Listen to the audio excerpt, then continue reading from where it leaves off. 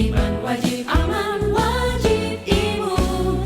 Berolahraga, riang gembira, mencegah kita jatuh sakit. Makanan bergizi tiap hari, tidur cukup itu pasti. Dan janganlah panik, berdoa tiada henti. Wajib iman aman imun. Pakailah maskermu, Jagalah jarakmu, cuci tanganmu selalu. Kita raih bahagia dengan iman aman imun. Badan sehat bangsa kuat. Kita raih bahagia dengan iman aman imun. Badan sehat bangsa kuat.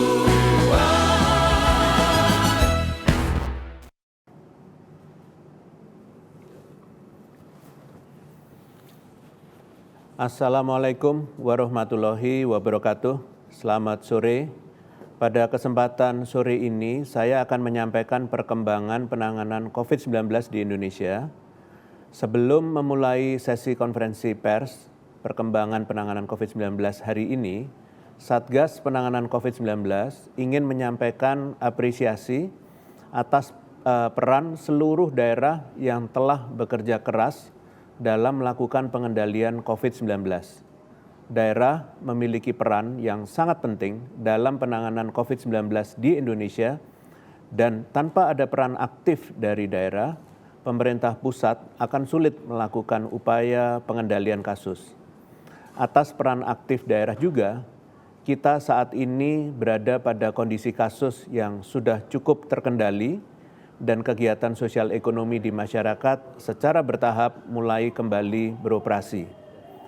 Mengingat sudah adanya perubahan ke arah yang lebih baik, saya harapkan pemerintah daerah dapat konsisten mempertahankan kerja keras yang dilakukan, sehingga kasus COVID-19 di daerah dapat terus terkendali, sehingga dapat berkontribusi pada upaya penanganan COVID-19 di tingkat pusat.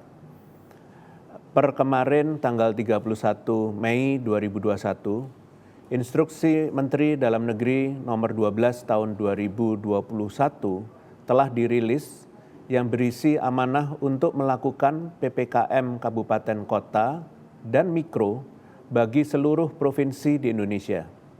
Dengan adanya kebijakan ini, diharapkan baik daerah yang telah menjalankan PPKM sebelumnya maupun baru melaksanakannya per minggu ini, yaitu Provinsi Gorontalo, Maluku, Maluku Utara, dan Sulawesi Barat, dapat lebih optimal dalam mengendalikan kasus COVID-19.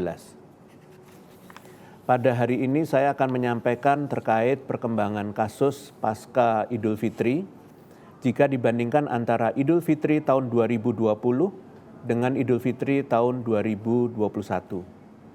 Jika dilihat dari rentang waktu 2 minggu pasca periode Idul Fitri, terjadi kenaikan kasus positif mingguan sebesar 65,55% pada Idul Fitri tahun 2020 lalu. Sedangkan kenaikan di tahun ini adalah sebesar 56,6% pada rentang waktu yang sama. Selanjutnya, jika dilihat dari perkembangan kematian, maka pada Idul Fitri tahun 2020 lalu terjadi kenaikan kematian 66,34%. Sedangkan pada periode Idul Fitri ini justru sebaliknya, terjadi penurunan kematian sebesar 3,52% pada rentang waktu yang sama. Lebih dalam lagi, pada tingkat provinsi, jika dilihat kenaikan kasus positif tertinggi dalam persen pada 2 minggu pasca Idul Fitri tahun 2020 lalu, Provinsi Jawa Tengah mengalami kenaikan hingga 368%. Disusul Sulawesi Selatan yang naik hingga 280%, kemudian Kalimantan Selatan naik 99%, Jawa Timur naik 45%, dan DKI Jakarta naik 33,2%. Sedangkan jika dibandingkan dengan perkembangan tingkat provinsi pada 2 minggu pasca Idul Fitri tahun 2021 ini, kenaikan kasus positif tertinggi dalam persen juga diduduki oleh Provinsi Jawa Tengah.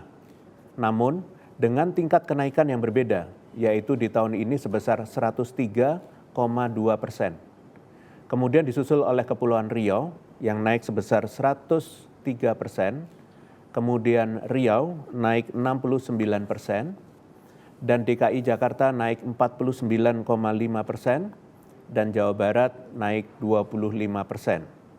Data perbandingan ini menunjukkan bahwa dampak pada kenaikan kasus yang ditimbulkan pada 2 minggu pasca Idul Fitri di tahun ini tidak setinggi pada Idul Fitri 2020 lalu. Bahkan pada kematian di tahun ini mengalami penurunan pasca Idul Fitri. Dari perkembangan tingkat provinsi juga terlihat meskipun tetap mengalami kenaikan yang signifikan, namun persen kenaikan di tahun ini lebih rendah dibandingkan tahun lalu. Contohnya Jawa Tengah berhasil menurunkan sepertiga dari kenaikan kasus mingguan pasca Idul Fitri di tahun 2020 lalu. Selain itu, Sulawesi Selatan dan Kalimantan Selatan yang pada tahun lalu berada pada peringkat 2 dan 3 tertinggi, di tahun ini bahkan tidak masuk ke dalam 5 besar. Ini adalah bukti bahwa masyarakat dan pemerintah daerah telah belajar beradaptasi selama 1 tahun. Ini merupakan modal kita ke depannya untuk dapat terus produktif dan aman COVID-19 selama berada dalam kondisi pandemi. Saya berterima kasih kepada seluruh pemerintah daerah dan masyarakat yang sudah mematuhi kebijakan dan peraturan yang dibuat, utamanya terkait dengan kewajiban karantina mandiri 5 kali 24 jam bagi masyarakat yang baru pulang bepergian dan himbauan untuk meningkatkan testing di setiap provinsi. Hal-hal ini memungkinkan kita untuk dapat menjaga agar kenaikan kasus tidak terlalu tinggi pasca periode Idul Fitri. Namun saya tetap mengingatkan bahwa jangan terlena dengan perkembangan ini. Ini baru 2 minggu pasca Idul Fitri. Dampaknya masih akan terlihat beberapa minggu ke depan. Pilihan ada di tangan kita semua. Jika kita tetap akan patuh protokol kesehatan dan terus meningkatkan testing dan kualitas pelayanan kesehatan, maka perkembangan bisa saja akan tetap stabil. Namun, jika kita memilih untuk abai protokol kesehatan, maka bukan tidak mungkin kenaikan pasca Idul Fitri di tahun ini akan lebih tinggi dari tahun lalu. Selanjutnya, saya akan menyampaikan terkait dengan penambahan jumlah kasus positif mingguan, di mana kondisinya pada saat ini berdasarkan provinsi pada 1 minggu terakhir pemantauan. Dalam 1 minggu terakhir, terdapat penambahan kasus positif baru sejumlah 40.821 kasus. Penambahan ini dikontribusi oleh 5 provinsi dengan kenaikan kasus tertinggi, yaitu Jawa Barat, naik 7.246 kasus, Jawa Tengah naik 5.568 kasus, DKI Jakarta naik 5.324 kasus, Riau naik 4.737 kasus, dan Kepulauan Riau naik 2.008 kasus. Jika dilihat secara umum, maka provinsi di Pulau Jawa menyumbangkan 53% dari seluruh kasus nasional selama seminggu terakhir. Ini adalah angka yang cukup tinggi, mengingat hanya dengan 6 provinsi di Pulau Jawa mampu menyumbang lebih dari setengah total kasus nasional.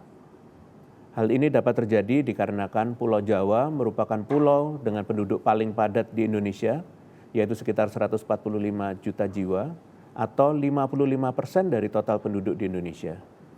Pulau Jawa juga didominasi oleh kota-kota besar di Indonesia dan didukung oleh fakta bahwa ibu kota Indonesia berada di Pulau Jawa, yaitu DKI Jakarta.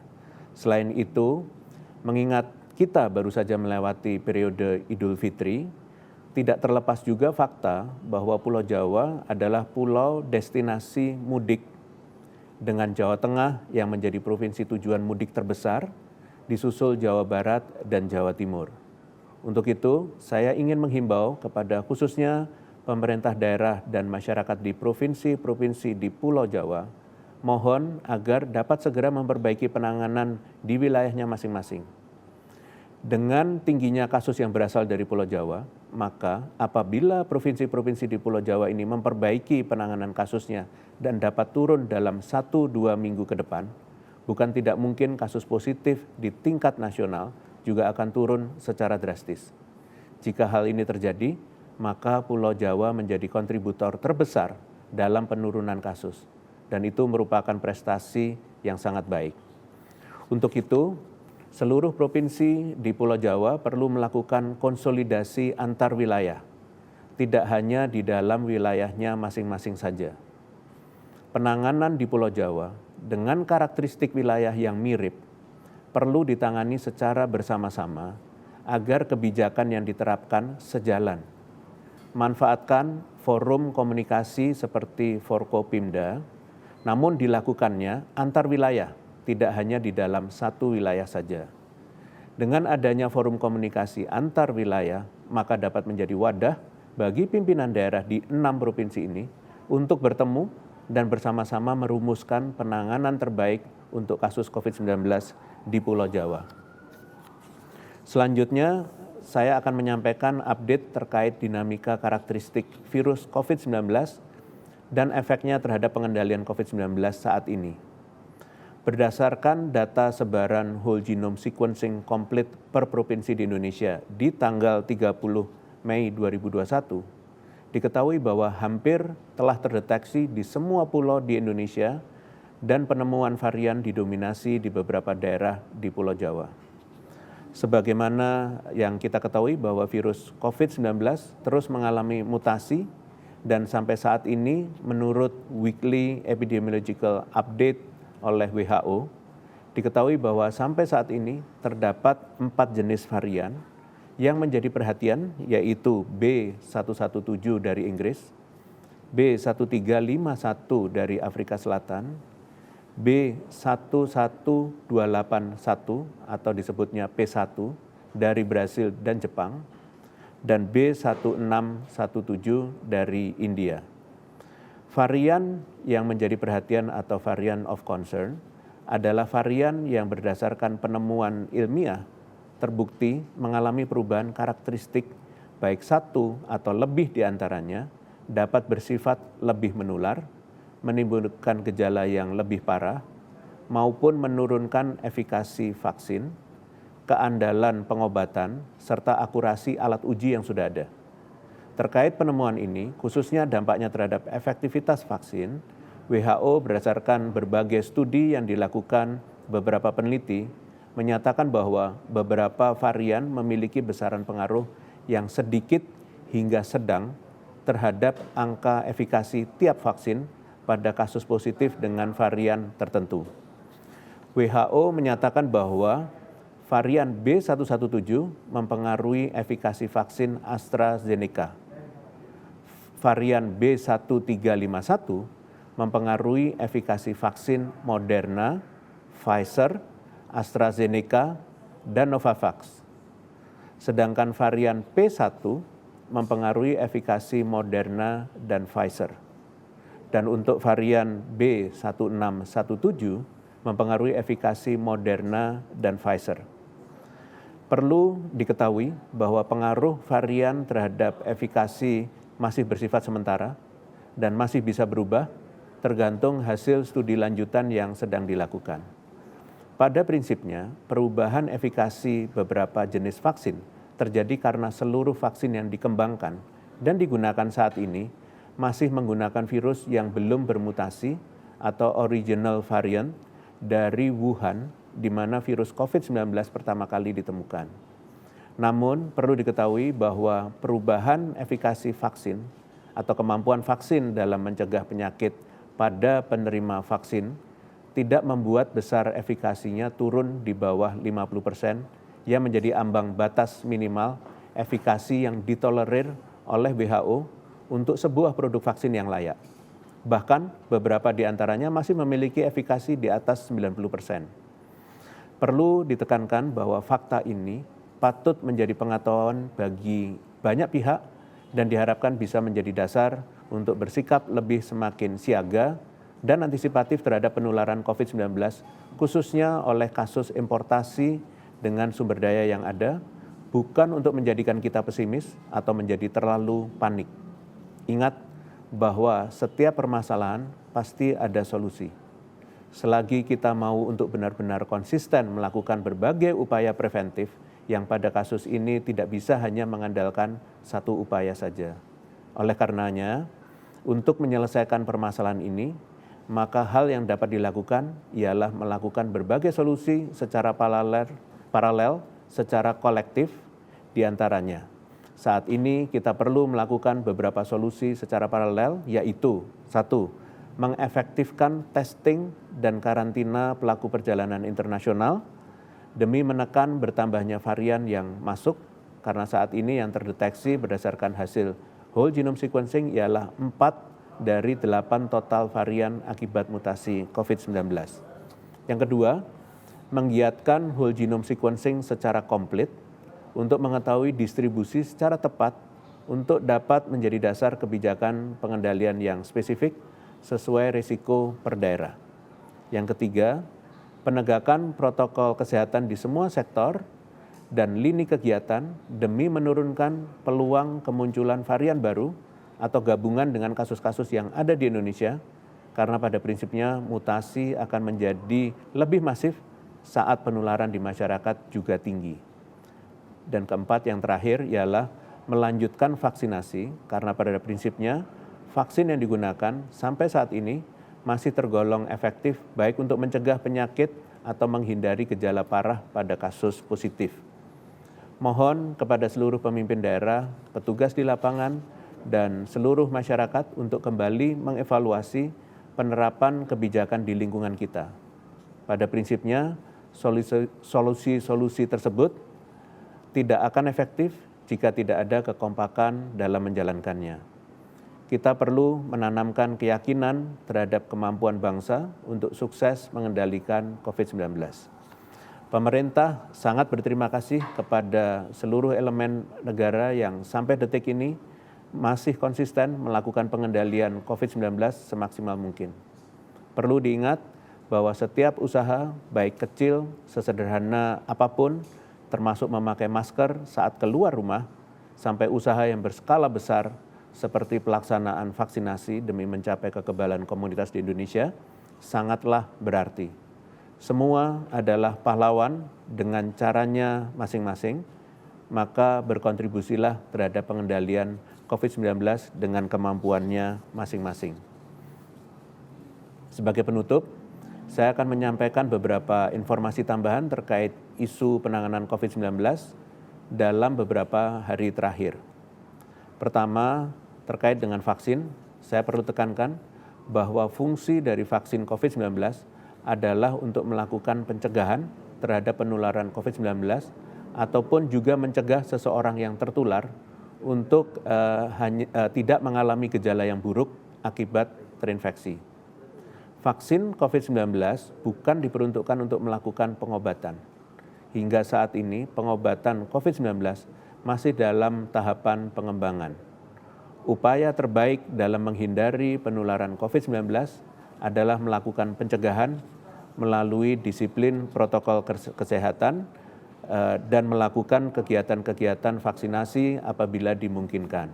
Kedua, Badan POM telah menerbitkan laporan pengujian vaksin COVID-19 AstraZeneca dengan nomor batch CT-MA-V 547 dengan hasil kesimpulan toksisitas abnormal dan sterilitas vaksin COVID-19 AstraZeneca batch tersebut memenuhi syarat mutu dan aman digunakan. Satgas berharap hasil temuan ini dapat diterima dengan baik oleh masyarakat dan program vaksinasi nasional dapat terus berjalan sebagaimana mestinya. Ketiga, pada Senin 31 Mei 2021, pemerintah Indonesia secara resmi kembali menerima sebanyak 8 juta dosis vaksin Sinovac dalam bentuk bulk di Bandara Soekarno-Hatta. Pemerintah berharap melalui kedatangan vaksin ini, maka program vaksinasi nasional dapat berjalan dengan baik dan sesuai dengan jadwal. Dengan demikian, kesehatan masyarakat dapat pulih dan ekonomi nasional dapat bangkit. Terakhir, sebelum menutup sesi konferensi pers ini, saya ingin mengucapkan selamat Hari Lahir Pancasila.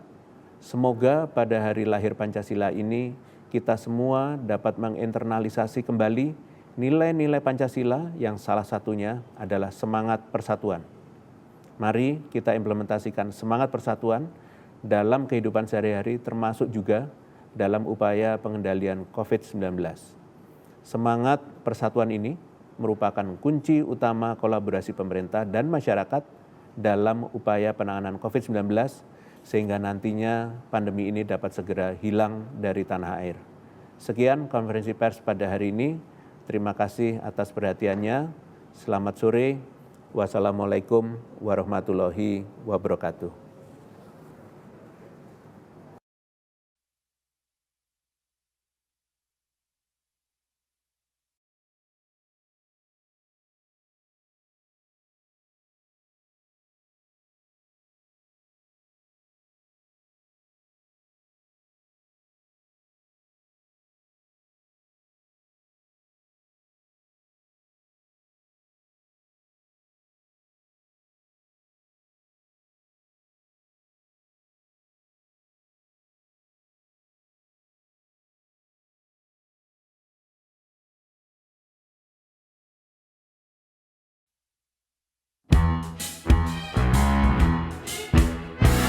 Jalani hari dengan 3 wajib iman